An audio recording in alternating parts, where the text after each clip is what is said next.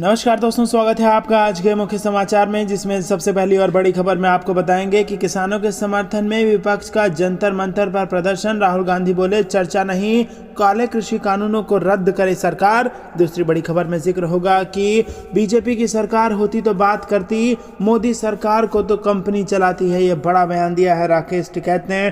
तीसरी बड़ी खबर में आपको बताएंगे कि उत्तर प्रदेश में प्रियंका गांधी का 15 अगस्त से हर गांव कांग्रेस अभियान, जड़ों की तलाश में गांव तक पहुंचने की है कोशिश। इसी के साथ आपको बताएंगे दोस्तों कि 70 लाख नौकरियों का वादा किया था, आज 4 लाख के पोस्टर लगा रही है सरकार। अखिलेश यादव फिर से हुए हमलावर। और इसी के साथ आपको ये भी बताएंगे दोस्तों कि लखनऊ जाते समय कन्नौज में रुक गए राकेश टिकैत, कहा उत्तर प्रदेश विधानसभा का करेंगे घेराव। दोस्तों हर एक खबर की गहराई में आपको ले जाएंगे, लेकिन उससे पहले अगर आपको भी ऐसा लगता है कि किसान आंदोलन से उत्तर प्रदेश के चुनाव में भाजपा को बड़ा नुकसान होने जा रहा है, तो आप अभी इस वीडियो को लाइक कीजिए और कमेंट में हमें बताइए कि किसकी बनेगी सरकार। और साथ ही साथ इस लाल बटन को दबा के चैनल को फ्री में सब्सक्राइब करके घंटी बजाकर कमेंट में लिखिए जय हिंद। दोस्तों आपको बता दें कि किसानों के समर्थन में विपक्ष का जंतर मंतर पर प्रदर्शन, और उसमें राहुल गांधी पहुंच गए हैं। पेगासस जासूसी मामले और कृषि कानूनों के खिलाफ विपक्ष सरकार पर संसद के अंदर और बाहर दोनों जगह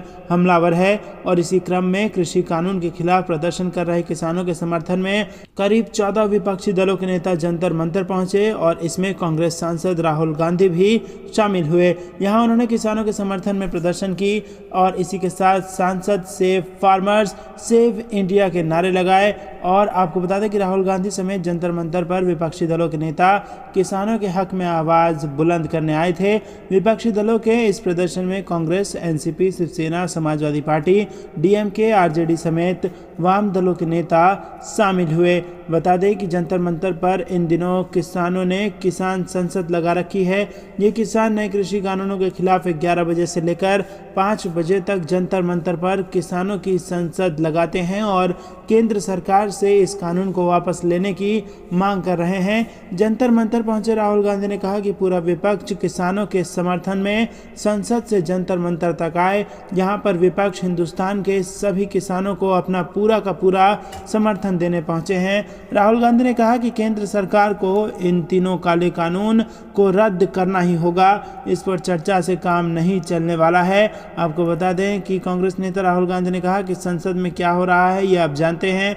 संसद में हम पेगासस पर चर्चा करना चाहते हैं, लेकिन इस पर बहस नहीं हो रही है।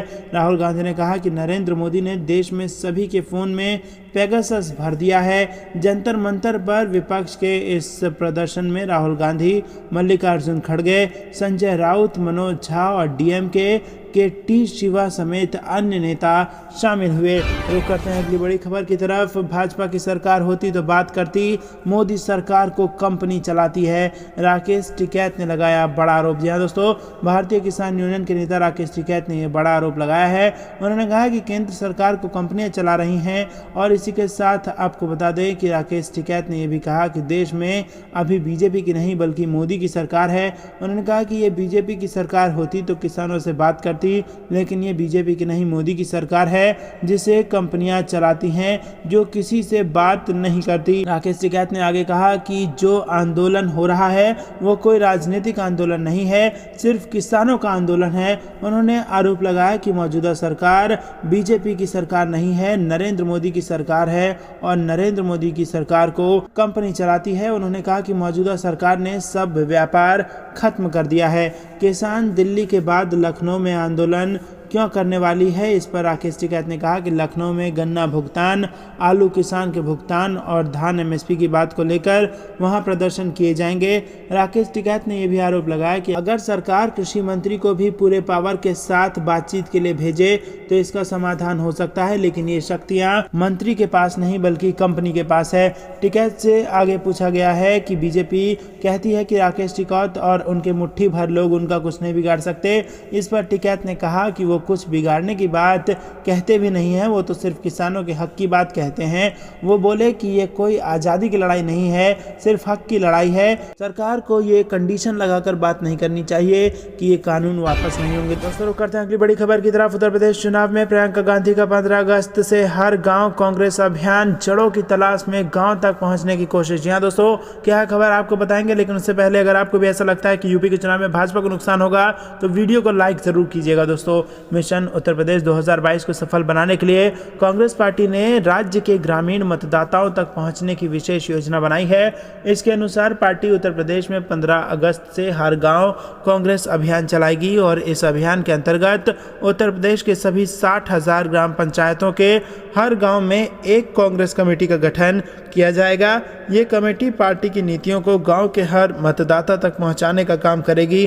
पार्टी को उम्मीद है कि इस रणनीति से उनकी ग्रामीण मतदाताओं के बीच पैठ बढ़ेगी और पार्टी को मजबूती मिलेगी। यह अभियान 15 अगस्त से शुरू होगा और 5 सितंबर यानी 20 दिनों के लिए चलेगा। योजना के अनुसार पार्टी के महासचिव, सचिव, जिला अध्यक्ष, जिला प्रभारी और पंचायत अध्यक्ष तक के सभी पदाधिकारियों को उनकी भूमिका के अनुसार हर गांव तक पहुंचकर हर गांव में एक प्रधान की नियुक्ति वो करेंगे। तो करते हैं अगली बड़ी खबर की तरफ। 70 लाख नौकरियों का वादा था, आज 4 लाख के पोस्टर लगा रही है सरकार। अखिलेश यादव फिर हुए हमलावर। जी हाँ दोस्तों, समाजवादी पार्टी के राष्ट्रीय अध्यक्ष और पूर्व मुख्यमंत्री अखिलेश यादव ने कोरोना, महंगाई, बेरोजगारी समेत कई मुद्दे पर योगी सरकार पर निशाना साधा। बेरोजगारी का मसला उठाते हुए अखिलेश यादव ने कहा कि इस बार नौजवान, किसान सब ने सरकार को हटाने की ठान ली है। कितने नौजवानों को लाठियां मारी गई, कितने नौकरी आपने दी, वादा किया था 70 लाख का और 4 लाख के पोस्टर लगा रहे हैं, वो भी असली है कि नहीं। हमने जब रोजगार की सूची मांगी तो कोई सूची नहीं दी गई। समाजवादी पार्टी के राष्ट्रीय अध्यक्ष और पूर्व मुख्यमंत्री अखिलेश यादव ने कहा कि बीजेपी सरकार ने एक इन्वेस्टमेंट समिट किया जिसमें कई MOU साइन किए गए और फिर डिफेंस समिट हुआ, फिर कई MOU साइन किए गए। आप बताइए वो MOU कहां तक पहुंचा? केवल झूठ बोलना इस सरकार का काम है। अखिलेश यादव ने आगे तंज कसते हुए कहा कि भाजपा सरकार ने यूपी को पीछे कर दिया है। दोनों सरकारों ने यानी कि केंद्र और उत्तर प्रदेश की सरकार ने उत्तर प्रदेश को आखिरकार क्या दिया, ये सवाल है। ये मैनिफेस्टो नहीं बनाते बल्कि मनीफेस्टो बनाते हैं और एक्सप्रेस वे इनके नहीं है। सबसे बड़ा झूठ और क्या हो सकता है कि समाजवादी पार्टी के बनाए एक्सप्रेसवे पर ये फीता काटते हों। पूर्व मुख्यमंत्री अखिलेश यादव ने कहा कि समाजवादी पूर्वांचल एक्सप्रेसवे में समाजवादी नाम ही हटा दिया और एक्सप्रेसवे अपना कर लिया। अखिलेश यादव ने कहा कि जब मुख्यमंत्री योगी आदित्यनाथ आए तो उनसे सवाल किया जाना चाहिए कि जमीन का अधिग्रहण किसने करके दिया था। अखिलेश यादव ने कहा कि मुख्यमंत्री जी कह रहे थे कि एक्सप्रेसवे महंगा बन रहा था, लेकिन जिस दिन अपने ठेकेदार को एडजस्ट कर लिया उस दिन पूरी महंगाई खत्म हो गई। तो दोस्तों यहाँ पर आपको बता दें कि जबरदस्त हमलावर नजर आ रहे हैं अखिलेश यादव। आप भी अगर अखिलेश यादव के इन आरोपों से सहमत हैं तो आप अभी इस वीडियो को लाइक जरूर कीजिए। दोस्तों, रुक करते हैं अगली बड़ी खबर की तरफ, जिसमें आपको बता दें कि लखनऊ जाते समय कन्नौज में ही रुक गए राकेश टिकैत और कहा कि यूपी विधानसभा का करेंगे घेराव। जी हाँ दोस्तों, किसानों ने केंद्र सरकार से उनकी बात सुनने को कहा है। यदि ऐसा नहीं होता है तो प्रत्येक प्रदेश में आंदोलन किया जाएगा। इसी कड़ी में उत्तर प्रदेश की विधानसभा का भी घेराव किया जाएगा। शुक्रवार को ये बात भारतीय किसान यूनियन के राष्ट्रीय प्रवक्ता चौधरी राकेश टिकैत ने दिल्ली से लखनऊ जाते समय कही है और शुक्रवार दोपहर आगरा लखनऊ एक्सप्रेसवे से लखनऊ जा रहे राकेश टिकैत ने कहा कि 5 सितंबर को मुजफ्फरनगर में ऐतिहासिक महापंचायत होगी। उस दिन संयुक्त किसान मोर्चा बड़ा और कड़ा फैसला लेगा।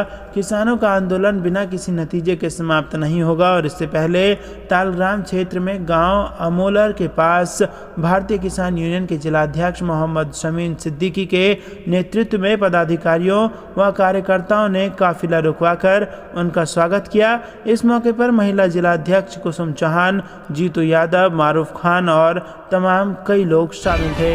तो करते हैं अगली बड़ी खबर की तरफ। मोदी और जेटली स्टेडियम के भी बदलो नाम, खेल रत्न का नाम बदलने पर बोली कांग्रेस पार्टी। जी हाँ दोस्तों, आपको बता दें कि कांग्रेस ने राजीव गांधी खेल रत्न पुरस्कार का नाम मेजर ध्यानचंद खेल रत्न पुरस्कार किए जाने के फैसले का शुक्रवार को स्वागत किया है। हालांकि प्रधानमंत्री नरेंद्र मोदी पर महान हॉकी खिलाड़ी के नाम का उपयोग अपने राजनीतिक उद्देश्य के लिए करने का आरोप लगाते हुए उन्होंने कहा कि अब अहमदाबाद के नरेंद्र मोदी स्टेडियम एवं दिल्ली के अरुण जेटली स्टेडियम का भी नाम बदल दिया जाना चाहिए। इसी के साथ आपको बता दें कि पार्टी के मुख्य प्रवक्ता रणदीप सुरजेवाला ने यह भी कहा कि पूर्व प्रधानमंत्री राजीव गांधी देश के नायक हैं जो किसी पुरस्कार से नहीं बल्कि अपनी शहादत, विचार और आधुनिक भारत के निर्माण के लिए जाने जाते हैं। सुरजेवाला ने कहा कि राजीव गांधी इस देश के लिए नायक थे, हैं और रहेंगे। उन्होंने कहा हॉकी के जादूगर मेजर ध्यानचंद के प्रति सम्मान प्रकट करने का कांग्रेस स्वागत करती है, लेकिन नरेंद्र मोदी जी उनका नाम अपने छोटे राजनीतिक उद्देश्यों में नहीं घसीटते तो अच्छा होता। बहरहाल हम मेजर ध्यानचंद के नाम पर खेल रत्न पुरस्कार का नाम रखने का स्वागत करते हैं। तो दोस्तों यहाँ पर आपको बता दें कि कुछ ऐसे स्टेडियम हैं जो भाजपा के नेताओं के नाम पर हैं, जिसमें से एक स्वर्गीय अरुण जेटली के नाम पर है और एक खुद प्रधानमंत्री मोदी के नाम पर है। इनका नाम भी बदलकर कुछ अच्छा नाम रख दिया जाना चाहिए, ये कहा है। तो दोस्तों ये थी दिन भर कुछ बहस जरूरी और बड़ी खबरें। अंत तक बने रहने के लिए बहुत बहुत धन्यवाद। देख रहे थे आपका अपना चैनल द कंपेल न्यूज। जय हिंद, जय भारत।